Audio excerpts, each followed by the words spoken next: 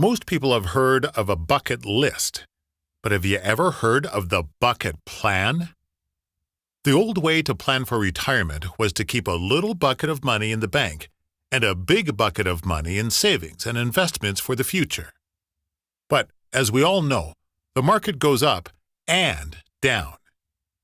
If you're pulling money out of your big bucket of money for income when the market is down, you essentially have to cash in a larger piece of your portfolio to get the amount of money you need. Ultimately, this creates one of the biggest concerns facing retirees today: running out of money. Enter the bucket plan. The bucket plan is a three-bucket approach to structuring your assets to provide reliable income throughout retirement. This includes now, soon, and later buckets. First, the now bucket provides safe and liquid money. This includes money for your emergency fund and large planned expenses for the first few years of retirement, like a car or new roof on the house.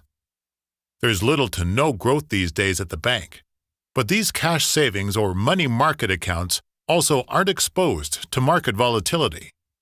By pulling this money off the table, you can sleep better at night knowing it's there when you need it. The second bucket is the soon bucket. This is your conservative investments and income money.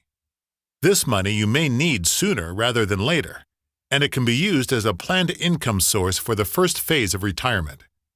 It's set up for growth to help offset inflation, but invested conservatively. This way, if there was a big correction or downturn, this money won't experience the full swing of the stock market that could impact your spending plans during the early years of retirement. Lastly, there's the later bucket. This is your long-term growth and legacy planning money.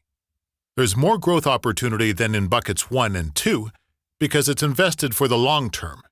You have bought a time horizon with the now and soon buckets, and may be willing to take on more volatility knowing you have plenty of time before you plan to use this money.